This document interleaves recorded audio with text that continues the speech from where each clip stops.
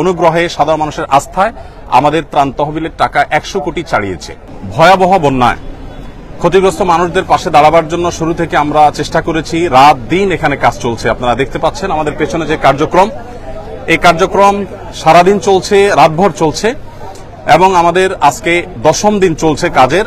আর এই জায়গাতে 8ম দিন, গত শুক্রবার থেকে আমরা শুরু করেছি। এই জায়গাতে পুরো কার্যক্রম আমাদের চলছে 10 দিন যাবত, আর এখানে আমাদের স্পেসিফিক কাজ চলছে 8ম দিনে।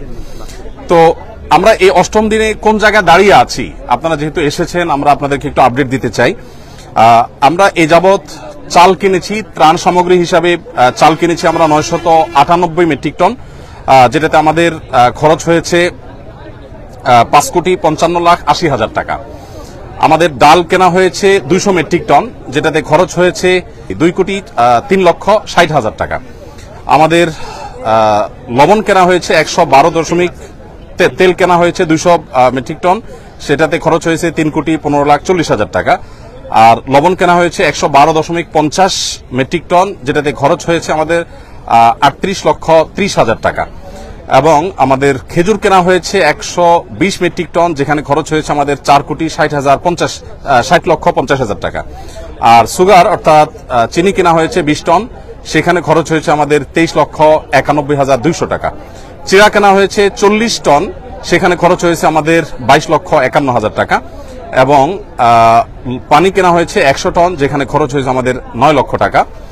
আর ভুসি অর্থাৎ গোখাদ্য কেনা হয়েছে 67.38 মেট্রিক টন, সেখানে আমাদের খরচ হয়েছে 29,06,750 টাকা। সর্বসাকুল্যে আমাদের মালামাল কেনা হয়েছে 1,857 মেট্রিক টন।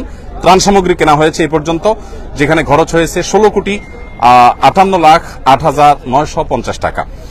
আর আমরা পানি একটু শুকিয়ে গেলে, বন্যার পানি একটু শুকানো শুরু করলে 1 লক্ষ পরিবারকে 25 কেজি করে চাউল দেব ইনশাআল্লাহ। কারণ আমরা জানি যে বন্যার পানি শুকিয়ে গেলেই কিন্তু মানুষের কষ্ট শেষ হওয়া নয়, বরং অনেক কষ্ট তখন শুরু হয় নতুন করে।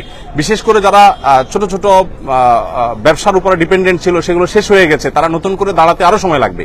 তারা যেন দাঁড়াতে পারে এবং 15 দিন 20 দিন যাতে অ্যাটলিস্ট তারা আরো চলতে পারে, সেজন্য আমরা 1 লক্ষ পরিবারকে 25 কেজির করে চাউলের বস্তা দেব।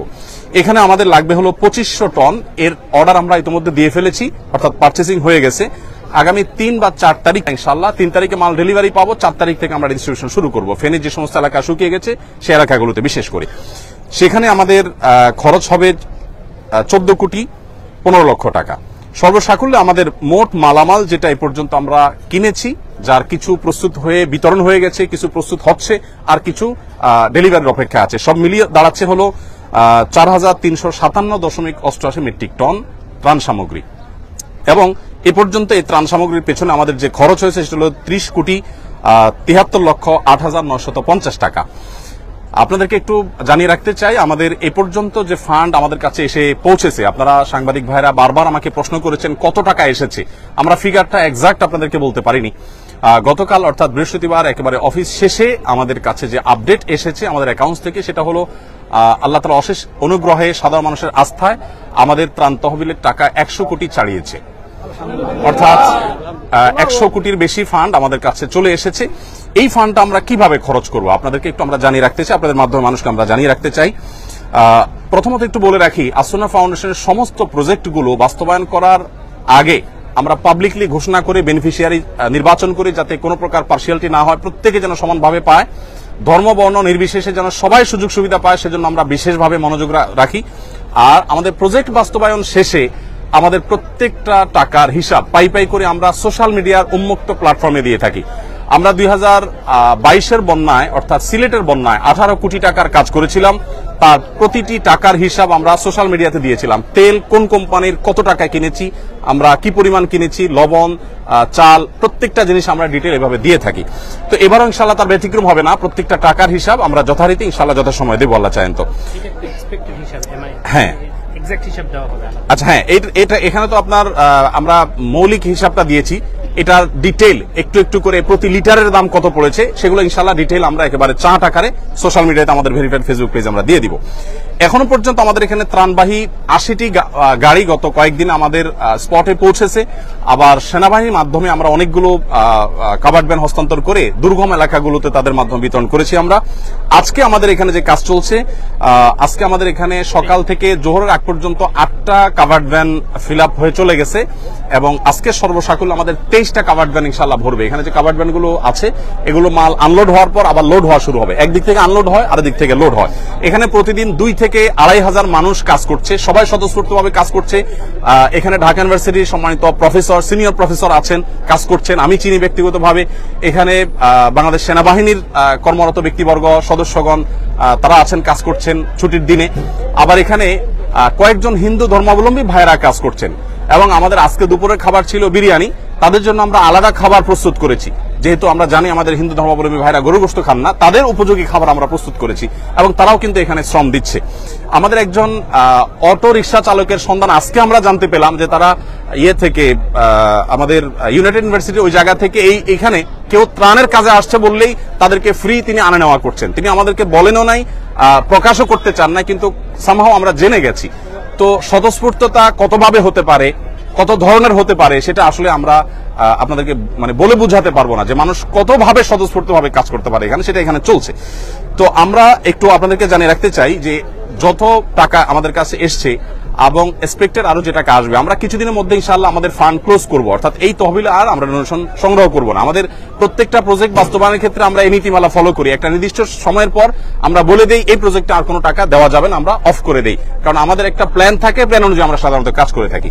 তো এবারে আমরা যেটা আশা করছি, যেটা করব, সেটা হলো খাদ্যে ইতিমধ্যে আমরা 30 কোটি 73 লাখ টাকা খরচ করেছি, যেটার মধ্যে 2500 মেট্রিক টন চাল আমরা 4 তারিখ থেকে বিতরণ শুরু করব।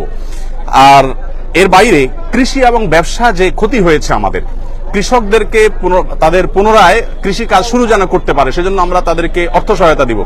আমরা আসুন্না ফাউন্ডেশন থেকে ক্ষুদ্র ঋণ, সেটা আপনার সুদমুক্ত হোক আর সুদযুক্ত হোক, কোনোভাবে আমরা সুদ ঋণ দেই না, বরং আমরা সম্পূর্ণ ডোনেশন দিয়ে তাদেরকে দাঁড়াবার জন্য আমরা সহায়তা করি।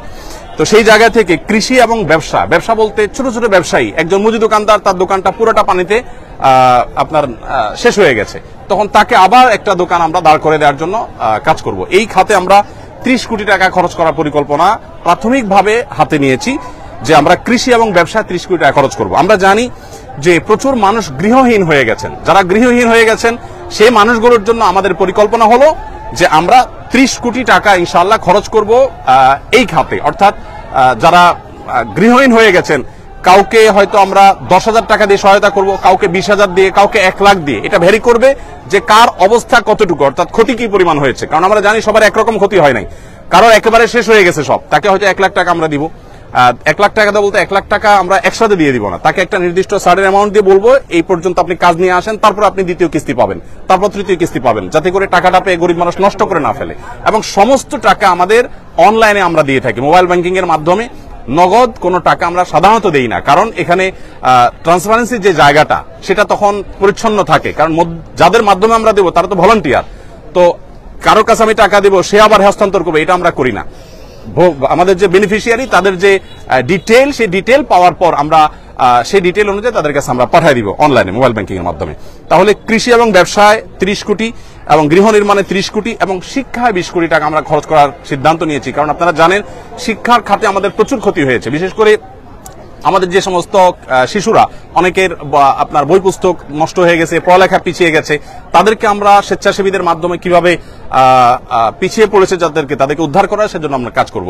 আরেকটা জায়গা আমরা কাজ করব, সেটা হলো যে বন্যা যাতে প্রকোপ কমিয়ে আনা যায়, সেজন্য সুদূর প্রসারী প্ল্যান কিভাবে করা যায়, আমরা অনেকগুলো পরিকল্পনা মাথায় রেখেছি, এখনো চূড়ান্ত করি নাই। সেটা নিয়ে আমরা কাজ করব, যে কিভাবে বন্যায় দুর্গতি কমানো যায়।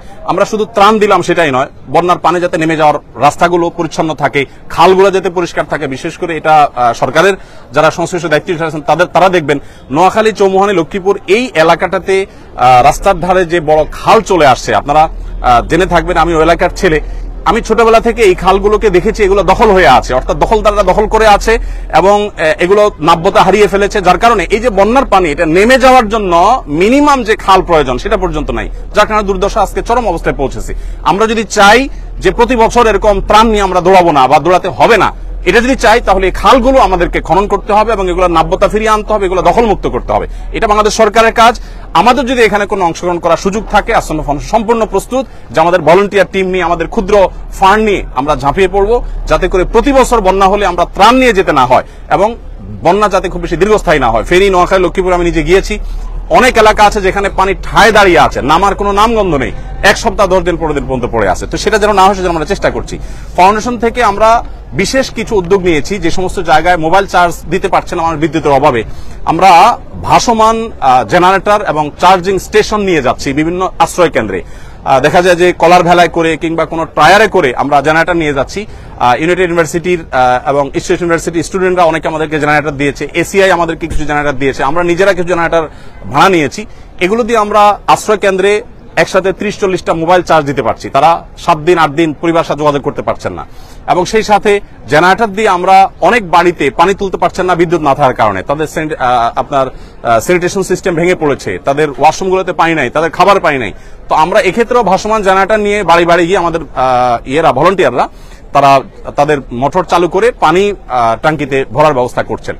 এর বাইরে আমাদের এখান থেকে যে বড় কাভার্ড ভ্যানে মালগুলো যায়, সেখানে ছোট ছোট অনেকগুলো পিকআপে করে মালগুলো একটা পর্যায়ে চলে যায়, তারপর আবার অনেকগুলো ট্রলারে করে বা ছোট ছোট নৌকা করে ভাগ ভাগ হয়ে দূর দূরান্ত এলাকাগুলোতে চলে যায়। দুর্গম এলাকাতে সাধারণত ত্রাণ দেই আমরা, রাস্তার ধারে শহরে সাধারণত ত্রাণ দেই না। এবারও আমি যতবার গিয়েছি 2 ঘন্টা, 2.5 ঘন্টা, 1.5 ঘন্টা ভেতরে ঢুকে তারপর আমরা ত্রাণ বিতরণ করেছি। আমাদের কাছে যে সমস্ত ত্রাণের সামগ্রী মানুষ দিয়েছে সেগুলো কিন্তু আমি যে হিসাব দিয়েছি এর বাইরে, অর্থাৎ আমাদের যে 4300 টন আমরা ত্রাণ সামগ্রী দিচ্ছি এগুলো আমাদের পারচেসিং করা।